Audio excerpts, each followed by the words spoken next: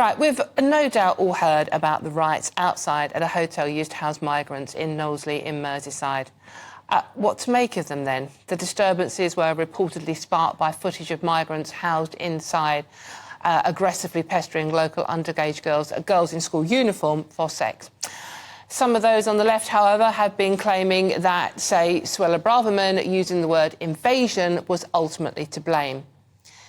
Is it that, or is the threat to locals, particularly women and young girls, but we have a huge culture issue here going on with some of the people, in the area that's led to this disorder? One only needs to look across the North Atlantic to what's going on in Sweden to know that these fears aren't unfounded. And let's not forget, every Conservative and Labour manifesto since the days of John Major has promised less migration and a tougher asylum system. Yeah, how's that one going then? Been broken by every government, hasn't it?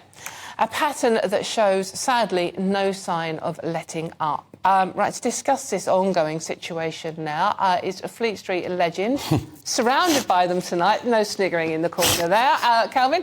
And Paul Connew, welcome to the show, and thank you so much for joining us tonight, Paul. Now, Paul, what do you make of this situation of what's going on in Merseyside at the moment? Because it is still an ongoing situation. No one quite knows for sure, I don't think. There are so many conflicting versions of events.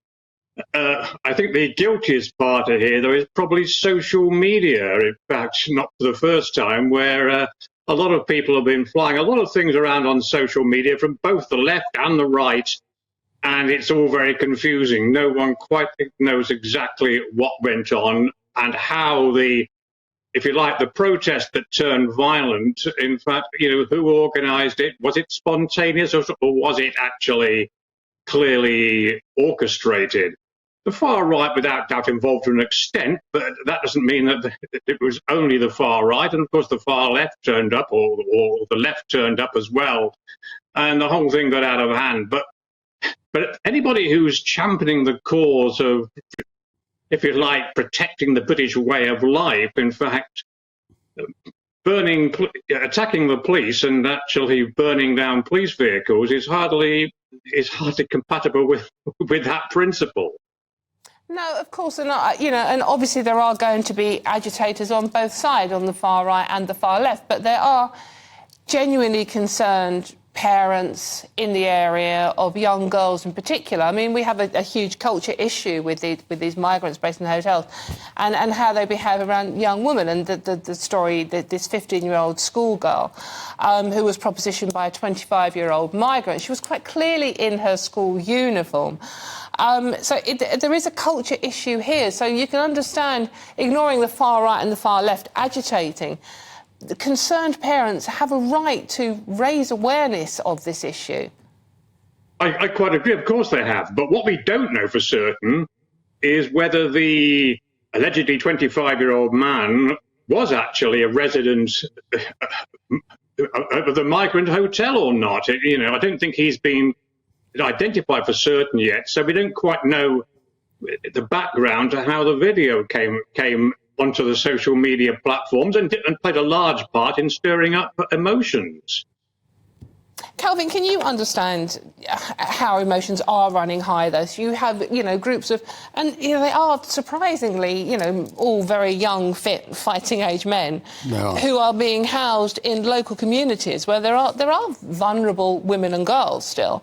What do you make of the situation? Well, anybody, if you're in a small town, and, 400, 500, 200, 300 channel migrants have come into your town, you're going to see a change in your high street, not least of all because, quite rightly, those migrants can't work.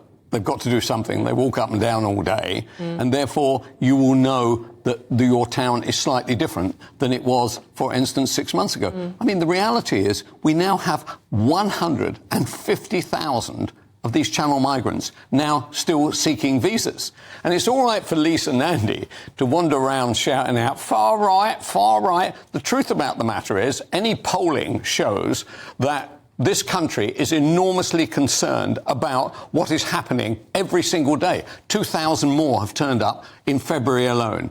So for Lisa Nandy's, she's in favour of all this. Let's worry about that.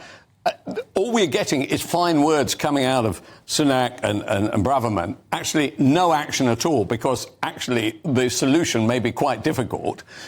Actually, on the other side, they're basically saying we are going to allow embassies to allow people who are wandering around Europe to come to our embassy and say we are seeking asylum. Forget about 150,000. Start thinking about half of Africa and most of the Middle East queuing up outside our embassies. They have a worse solution than even the way that obviously the ineffectual Sunak or Braverman have. It is shocking, beyond shocking. Kelvin, unless you smash the migrant gangs totally, you're not going to solve this problem. Every government has tried, every government has failed. And the Rwanda plan, is not going to work. Apart from the legal battles going on around it, Rwanda's not going to be able to cope with, in fact, taking thousands and thousands, unless you break the business model of the trafficking gangs. You are going to have the same problem for all Rishi Sunak's fine words. No, I agree with you. I agree with you. But to do nothing on either side of the political divide, because the Tories at Torquay game, nothing on earth has happened, even while tens of thousands have been coming in every quarter. And Labour actually have a worse solution. I say, quite simply, we have to take the law into our own hands. If we were Israel, do you think Israel would be sitting here right now saying there's a whole load of people on the Belgian and French coast, they're doing this, what are we going to do about it? They would just say, oh, we're not going to do anything. Actually, Israel would go in and they would shoot them. And that is the solution. You actually have to cut the neck of the snake. And if you don't do that... we bomb or shoot people on small boats crossing the channel? No, we actually shoot the smuggling gangs. Actually take them out completely. What would be wrong with that? Are you in favour of actually the country, literally tens of thousands, hundreds of thousands? Where would you stop? Tens of millions?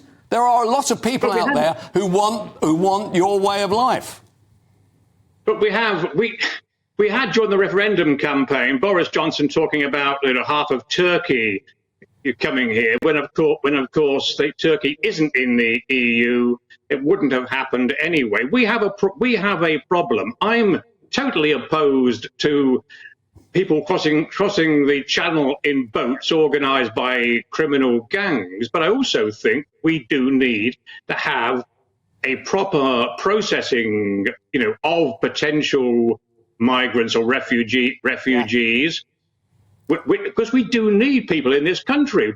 Since Brexit, we have a major labour shortage, and some of these people should be allowed to work.